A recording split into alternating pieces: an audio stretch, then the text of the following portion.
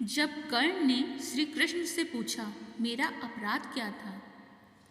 कर्ण ने कृष्ण से पूछा, मेरा जन्म होते ही मेरी माँ ने मुझे त्याग दिया। क्या अवैध संतान होना मेरा दोष था? द्रोणाचार्य ने मुझे सिखाया नहीं, क्योंकि मैं क्षत्रिय पुत्र नहीं था। परशुराम जी ने मुझे सिखाया तो सही, परंतु श्राप दे दिया कि जिस वक्त मुझे उस विद्या की सर्वाधिक आवश्यकता होगी, मुझे उसका विस्मरण होगा, क्योंकि उनके अनुसार मैं क्षत्रिय नहीं था।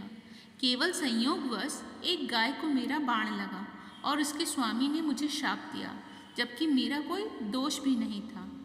द्रौपदी स्वयंवर में मेरा अपमान किया गया। माता कुंती ने मुझे आखिर में मेरे जन्म का रहस्य बताया भी तो अपने अन्य बेटों को बचाने के लिए। जो भी मुझे प्राप्त हुआ है दुर्योधन से ही तो हुआ है, तो अगर मैं उसकी तरफ से लड़ूं तो मैं गलत कहाँ हूँ? कृष्ण ने उत्तर दिया, कर्ण, मेरा जन्म कारागार में हुआ। जन्म से पहले ही मृत्यु मेरी प्रतीक्षा में घात लगाए थी। जिस रात मेरा जन्म हुआ उसी रात माता पिता से दूर किया गया। तुम्हारा बचपन खड्ग, रथ, घोड़े, धनुष और बाण के बीच उनकी ध्वनि सुनते बीता। मुझे ग्वाली की गौशाला मिली, गोबर मिला और खड़ा होकर चल भी पाया उसके पहले ही कई प्राणघातक हमले झेलने पड़े। कोई सेना नहीं, कोई शिक्षा नहीं, लोगों से ताने ही मिले कि उनकी समस्याओं का कारण मैं हूँ।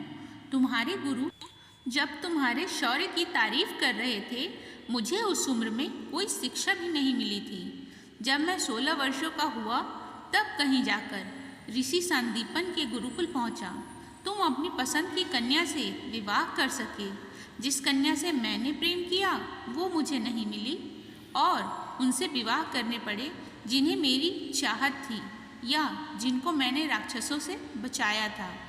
मेरे पूरे समाज को यमुना के किनारे से हटाकर एक दूर समुद्र के किनारे बसाना पड़ा, उन्हें जरासंध से बचाने के लिए। रण से पलायन के कारण मुझे भीरू भी कहा गया। अगर दुर्योधन युद्ध जीतता है तो तुम्हें बहुत श्रेय मिलेगा। धर्मराज अगर जीतता है तो मुझे क्या मिलेगा? मुझे केवल युद्ध और युद्ध से निर्माण हुई समस्याओं के लिए दोष दिया जाएगा। एक बात का स्मरण रहे कर्ण, हर किसी को जिंदगी चुनौतियां देती है। जिंदगी किसी के भी साथ न्याय नहीं करती। दुर्योधन ने अन्याय का सामना किया है तो युधिष्ठिर ने भी अन्याय भुगता है, लेकिन सत्य धर्म क्या है ये तुम जानते हो। कोई बात नहीं, अगर कितना ही अपमान हो, जो हमारा अधिकार है वो हमें ना मिल पाए। महत्व इस बात का है कि तुम उस संकट का सामना कैसे करते हो। रोना धोना बंद करो कर्ण। जिंदगी न्याय नहीं करती, इसका मतलब यह नहीं होता है कि तुम्हें अधर्म के पथ पर चलने की अनुमति है। मित्रों, ऐसे ही प्रेरणादायक प्रसंग सुनते रहने के लिए हमारे चैनल को अवश्य सब्सक्राइब करें। हरे कृष्ण।